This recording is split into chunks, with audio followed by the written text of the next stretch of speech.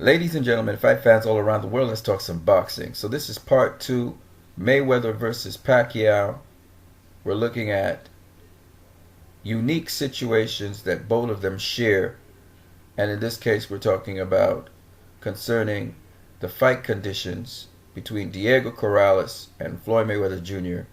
and Eric Morales and Manny Pacquiao. So I want to show you something with Diego Corrales and Floyd Mayweather Jr. to show you again that Diego Corrales was weight drained. It's the same argument I make with Manny Pacquiao versus Miguel Cotto. Okay? And you guys can go do your homework on this. But you can know that a fighter, they have problems making weight if after the fight that they have with a certain opponent, the consecutive fight after that, or the fight after that, the following fight, they go up in weight.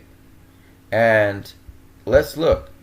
After Diego Corrales fought Floyd Mayweather Jr. at super welterweight, and he was the biggest weight on fight night coming into that fight, he fought Michael Davis.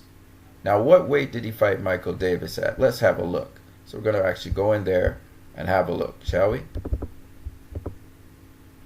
So here's the fight card with Diego Corrales versus, Michael Davis. Yeah, here it is. And that fight was at super lightweight, which is junior welterweight. So this guy came in on fight night at 100. This was his on the weigh-in. He was 136 pounds. Michael Davis was 138, but he's fighting at the 140 weight division. So what was his fight night weight? We don't know. But if he came in at super featherweight, which is junior lightweight, at 146 pounds on fight night, you could just imagine that he was clear past 140 pounds, maybe even 150 pounds on fight night. So he fights two weight classes up from super featherweight or junior lightweight. Two weight classes up. That was his following fight. And the fight after that, guess what? After he fought Michael Davis, he fought Roque Cassiani. Okay? It wasn't a title fight, but his weight on that title fight day against Roque Cassiani, this is the card, he fought at lightweight. So he started to go back down in weight. So after fighting at super lightweight or junior welterweight, which is 140 pounds, he went down to the 135 pound weight class. And it was like he was trying to control his weight to go back down. So that's to tell you how amazing this guy was. He was just that heavy. And he came in on fight night on the scales 133 pounds to Roque Cassiani's 135 pounds. And I believe on fight night he was at least 146, maybe 148 pounds on fight night. And that would make sense because he was a big guy. He was 6 feet tall. So this definitely, just his two fights after the Mayweather fight, showed that he definitely was weight drained on that night he fought Floyd Mayweather. Whether it was because he couldn't control his weight or whatever it was, but he really was just, he could no longer maintain that super featherweight weight at that point in time. Of course, just to be fair, later on in his career, Diego Corrales did return to super featherweight. For a brief moment in time, he fought at super featherweight. He fought Joel Casamayor at super featherweight, and he won the super featherweight title, and then he moved up to lightweight because he was just too big for super featherweight. But he managed to be able to fight twice at super featherweight, and then he moved up to lightweight, and he never returned to super featherweight. Okay? With respect to Eric Morales, Eric Morales moved up to lightweight after fighting Manny Pacquiao the first time and beating him. He had already outgrown the division. He fought Zahir Raim at lightweight. He lost that fight, and like we said, afterwards he fought Manny Pacquiao twice. And how we know he struggled to make weight, just like we did with Miguel Cotto, we look at the following fights afterwards. He fought David Diaz at lightweight for the WBC lightweight title. Okay, so he moved from super featherweight up to lightweight, which is one division higher. And here's the details of that fight. Here's the fight card. It was the main event, David Diaz versus Eric Morales at 135 pounds, and he made the 135-pound limit. That's to tell you how big this guy was. So obviously on fight night, he came in at 140 plus pounds, probably 146 pounds, just like Diego Corrales. These are big guys. This guy was 5'8", and he was just a massive, strong guy with a big frame. Okay, let's look at the fight after that. He fought a guy called Jose Alfaro, and he fought for the vacant WBC International welterweight title. Welterweight's 147 pounds, so he was even bigger than Diego Corrales. He actually went up even more. And here it is. They both made the 147-pound limit, which means Eric Morales was way over 147 pounds. He probably was somewhere in the range of 154, maybe to even 159 pounds. This guy was a big dude.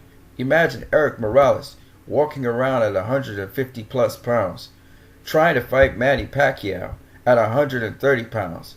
That's a guy who's giving up 20 pounds just to fight Manny Pacquiao. Then consider Eric Morales, a guy who walks around probably at that same weight as Eric Morales, having to do the same thing versus Floyd Mayweather Jr.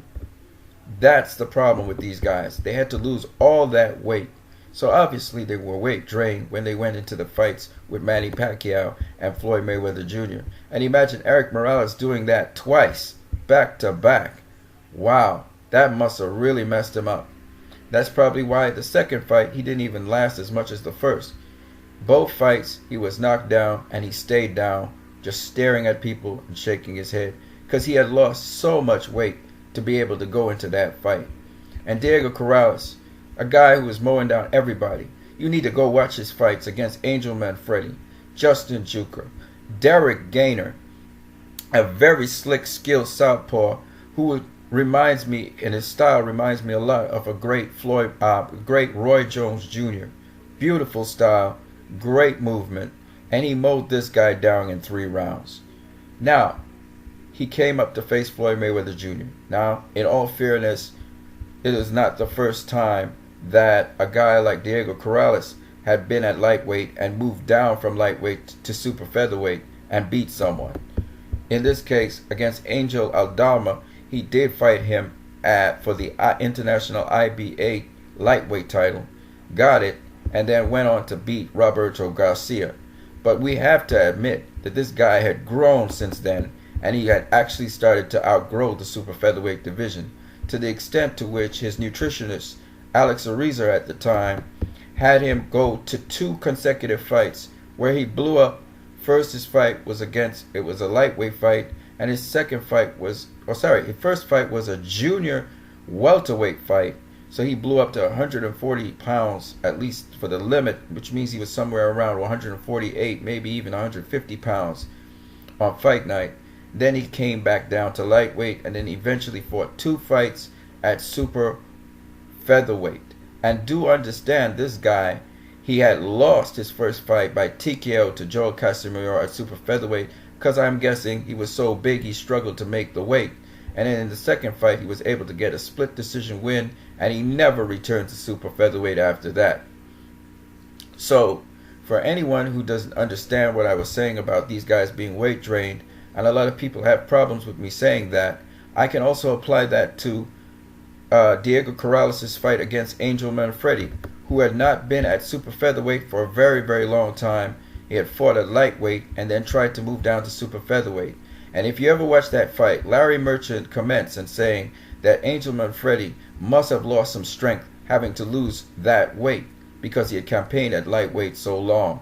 So always, people, weight does have it is a great factor in someone fighting another person, especially if they're losing weight or they're going up a weight class that's way beyond their weight limit. So I just wanted to make these points to you guys. And I hope that this video, the follow-up of the other video, is fair and it also is balanced, so that you guys will have perspective behind the wins of Floyd Mayweather Jr. and Manny Pacquiao against these great boxers. And do understand, weight does have and is a big factor in sometimes people getting knocked out. Like I said, Roberto Duran, he had weight problems when he fought Thomas the Hitman Hearns, and that's the major reason I think he got knocked out and hurt so badly. Also, we have to put into factor the fact that weight was a factor when Sugar Ray Leonard fought Roberto Duran the second time. So, all of these things must be considered. Now, fighters don't make excuses, but we can look back through the archives of history and understand and also pay attention to why certain fights went the way they did. And we must always bear in mind all the factors. We don't need to say, and we're not trying to take away from the fighters' performances, especially the ones that win, and their spectacular performances. But we can always put in that what if and say, what if this fighter came in at a comfortable weight? What if this fighter was at his best in that ring? We all know age is not the problem. It's always the health and fitness of a fighter that is the major problem going into a fight. It's not their age. So, on that note, I hope you guys had a good day, and I wish you guys a great day. Always be blessed.